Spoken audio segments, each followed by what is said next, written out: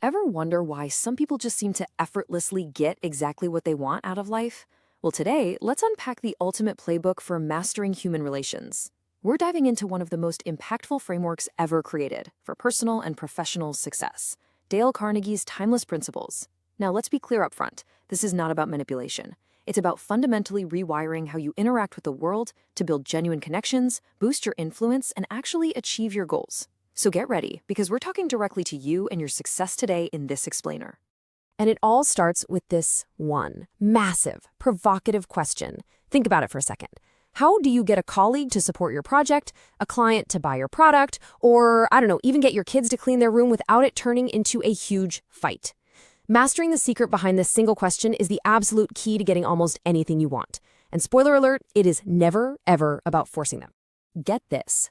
A famous study conducted by the Carnegie Institute of Technology proved a totally staggering fact. Even in highly technical fields like engineering, a massive 85% of your financial success depends entirely on your personality and your ability to lead people. Seriously, 85%. Only 15% comes from your actual technical knowledge.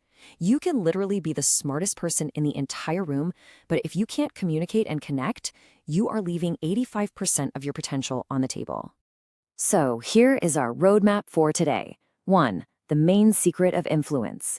2. How to make people like you. 3. How to persuade interlocutors. 4. How to change people. And 5. Practice and results. Let's jump right in. Section 1. The main secret of influence.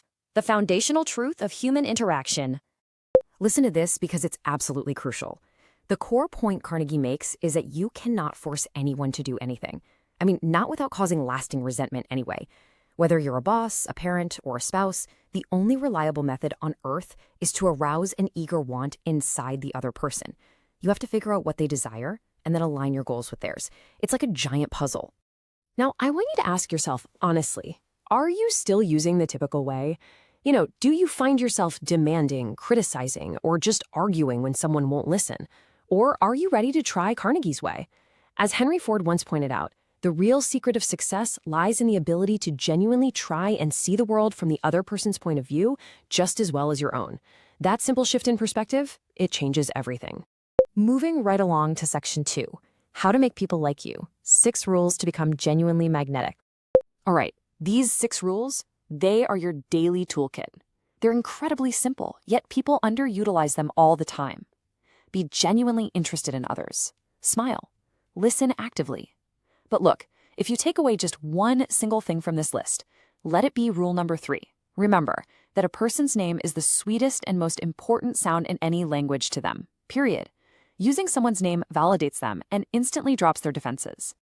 Here's a wild story to prove exactly that. The great industrialist Andrew Carnegie, who, fun fact, has no relation to the author, wanted to sell steel rails to the Pennsylvania Railroad. The president of that railroad was a guy named J. Edgar Thompson. So what did Carnegie do? He built a massive steel mill in Pittsburgh and literally named it the Edgar Thompson Steel Works. When Thompson needed rails, where do you think he bought them? Exactly. Carnegie won a massive contract simply by stroking the president's ego and using his name. Which brings us to Section 3, How to Persuade Interlocutors, Navigating Disagreements and Winning Allies. Look, here is a harsh reality check. You simply cannot win an argument. Even if you completely dismantle their points and win the logic, you damage the person's pride and you lose their goodwill entirely. So the golden rule here is to avoid arguments altogether. Never, ever start a sentence with, "You're wrong," because that's essentially a direct attack on their intelligence. Instead, if you make a mistake, just admit it quickly and enthusiastically. Take Benjamin Franklin, for example. He completely transformed his relationships just by changing his vocabulary. In his younger days, he was pretty argumentative and it alienated his peers. Once he realized this was destroying his prospects, he made a strict rule to drop absolute words like certainly and undoubtedly. Instead, he started humbly using softer phrases like "I imagine" or "it appears to me." It's a tiny linguistic shift, but man, it drastically reduced friction and made people so much more receptive to his ideas. And this right here is known as the secret of Socrates. When you start a conversation, do not begin by discussing the things you disagree on. That's a trap. Start by asking questions that practically guarantee a yes response. By getting them to say yes, yes, right out of the gate, you bypass their pride, put them in a super agreeable psychological state, and suddenly they're walking down your path voluntarily. Now for Section 4, How to Change People, Inspiring Growth Without Causing Resentment. So what happens when someone actually messes up? Our gut instinct is usually to bark an order or criticize them directly, right? Well, instead, try beginning with sincere praise. Then, point out the mistake indirectly. And rather than giving direct orders, act like the legendary executive Owen D. Young. He empowered his entire team by constantly asking questions like, "What do you think will work best here?" Or, "Do you think this might be a better approach?" I absolutely love this story about steel magnate Charles Schwab. He was walking through his mill one day and saw some of his workers smoking right underneath a giant no smoking sign.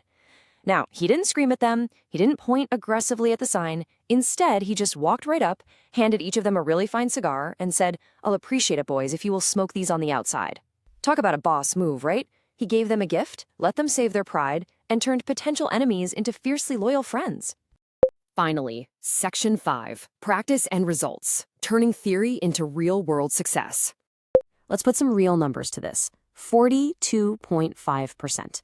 An executive named Ken Dyke used to get about a 5 to 8% response rate on his business letters. Pretty standard, right? But when he started applying these principles, specifically writing letters that asked the recipient for a small favor, just to make them feel incredibly important and respected, his response rate absolutely skyrocketed to 42.5%. That is not magic, folks. That is applied human psychology. But here's the catch. To actually make this work for you, you have to treat it like a real, rigorous training program.